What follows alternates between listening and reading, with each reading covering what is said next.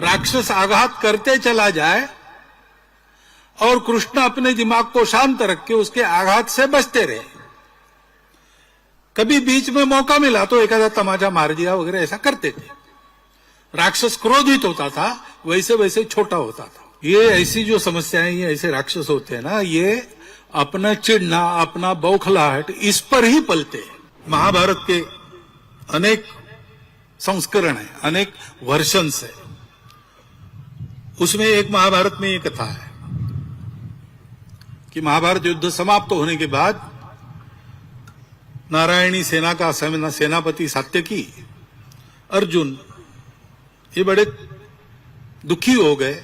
इतना बड़ा संहार, अपने ही लोगों को मारना पड़ा। तो मन को बहलाने के लिए उन्होंने शिकार में जाना तय किया। कृष्ण को कहा साथ में चलिए, तो तीनों गए। शिकार खेलते खेलते सायंकाल होगी, रात्रि आने लगी। तो भाई जंगल में से यात्रा करके वापस जाना रात को नहीं करना, कैंप करना। इसलिए एक पेड़ के नीचे कुछ भोजन बना के खा लिया और सोने की तैयारी हुई। जंगल है इसलिए पहरा देना है। तो सात्यकी पहले रक्षण करेगा, उसके बाद अर्जुन की बारी, उसके बाद श्री कृष्ण की बारी। 3-3 घंटा करेंगे। तो सात्यकी रक्षण करने लगा। तो इन दोनों जंगल में राक्षस होते थे। तो एक राक्षस आया वहां पे, मायावी था, उसका आकार अंगूठे जितना ही था। अंगूठे जितने राक्षस ने आकर सात्यकी को कहा, बहुत अच्छा हो गया, तुम तीनों एक साथ मिल गए। बहुत दिनों से मनुष्य का मांस खाया नहीं, तुम तीनों को खाके मैं अपना पेट भरूंगा। तो सात्यकी ने देखा कौन बोल रहा है, तो दिखा ही नहीं पहले। बाद में उसको ध्यान में आया कि घास के पत्तों के पीछे एक अंगूठे जितना राक्षस बोल रहा है। तो सात्यकी जोर से हंसा कि वास्तव में तुम्हारा मुंह बहुत छोटा है और तुम बहुत बड़ी बात कर रहे हो। तुम हो कितने, ज्यादा बात मत करो, निकल जाओ यहां से, नहीं तो मार खाओगे। तो राक्षस कहा, तुम मनुष्य हो इसलिए मुजोरी कर रहे हो, अभी तो कुछ हुआ ही नहीं और तुम मुझे धमकी दे रहे हो। कुछ हिम्मत है तो आ जाओ सामने, 2-2 हाथ हो जाए। तो सात्यकी ने उसको एक लात मारी। लात तो लगी, लेकिन राक्षस जोर से हंसा और थोड़ा सा बड़ा हो गया। सात्यकी एकदम बौखला गए कि ये क्या हो रहा है। उसने और मारना शुरू किया, लेकिन राक्षस मार खाए और बड़ा होते जाए। सात्यकी चिढ़ गया, बौखला गया, स्वयं पर ही क्रोध आने लगा, डर भी गया और राक्षस पर प्रहार करने लगा। लेकिन हुआ यही कि 3 घंटा राक्षस को मारते मारते राक्षस सात्यकी जितना बड़ा हो गया। तब सात्यकी को याद आया कि अपनी बारी समाप्त हो गई। तो उसने अर्जुन को जगाया, बताया भैया वहां एक ऐसा राक्षस है, तो जरा संभाल के। अर्जुन ने कहा मेरे पास दिव्यास्त्र है, मैं नहीं डरता राक्षसों से, बहुत राक्षसों को मैंने मारा है।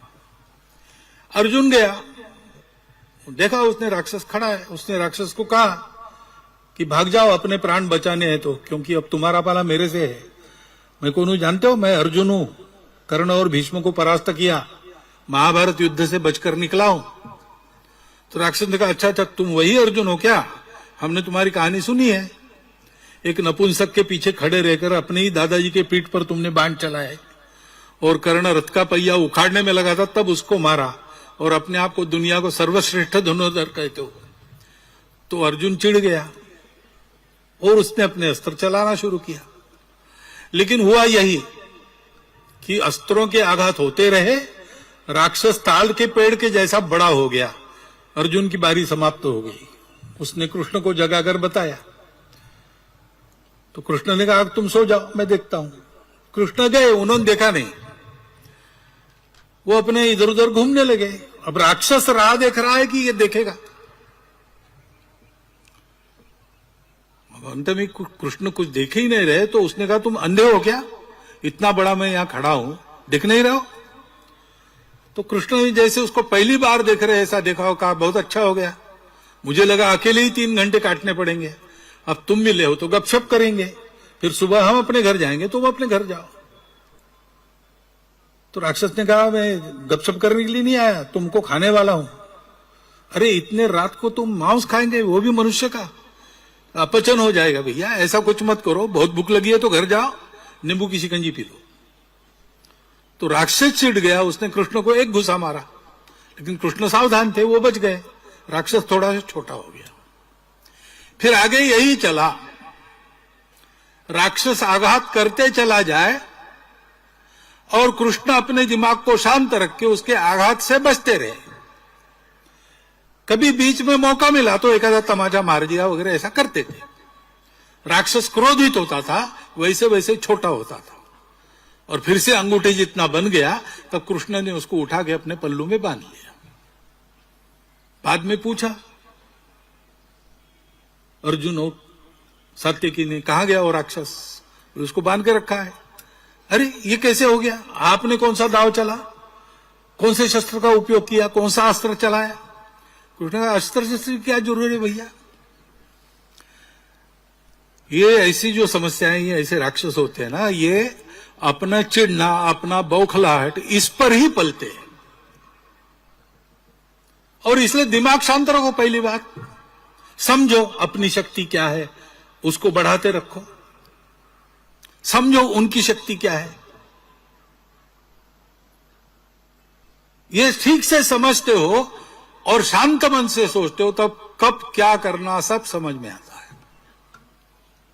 अपने देश के सामने अनेक समस्याएं हैं, है ठीक है, कब नहीं थी और किसके सामने नहीं थी, किस देश के सामने नहीं थी, सबके सामने थी। समस्याओं का होना महत्वपूर्ण नहीं है, समस्याओं का प्रतिकार करने वाले हम हैं। हमारी गुणवत्ता क्या है, हमारी एकता कितनी है। संगठन यानी क्या है? एकता। एकता क्यों? स्वार्थ के लिए नहीं, संघ को कुछ पाना नहीं है।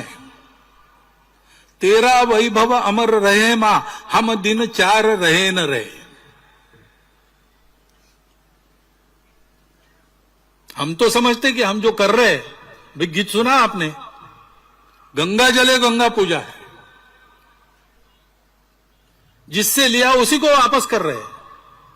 वो हमारी जननी है, उसके लिए हम काम कर रहे हैं, वापस कुछ मांगना नहीं है, हमको नहीं चाहिए कुछ। जो भी हमारे पास है वो तुम्हारे काम में लग जाए, हम धन्य हो जाएंगे, जीवन भी जाए तुम्हारे के लिए। ऐसे हम हैं, हमको पाना कुछ नहीं है।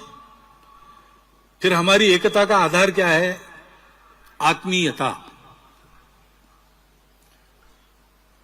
हिंदू समाज के सबके प्रति संघ का भाव आत्मीयता का है, अपार आत्मीयता का है। और हिंदू समाज के मन में संपूर्ण विश्व के प्रति आत्मीयता है। वसुधैव कुटुंबकम कहने वाला हिंदू समाज है। उस हिंदू समाज के घटक के नाते संघ कार्य का आधार भी शुद्ध सात्विक प्रेम है।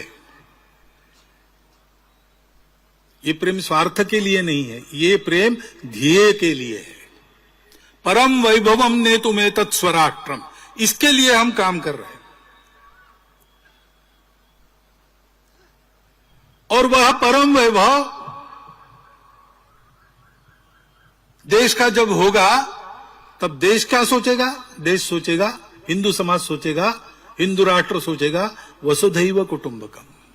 भारत बड़ा होता है, सारी दुनिया की मित्रता करता है, शत्रुता करने वालों से भी मित्रता करने का प्रयास करता है।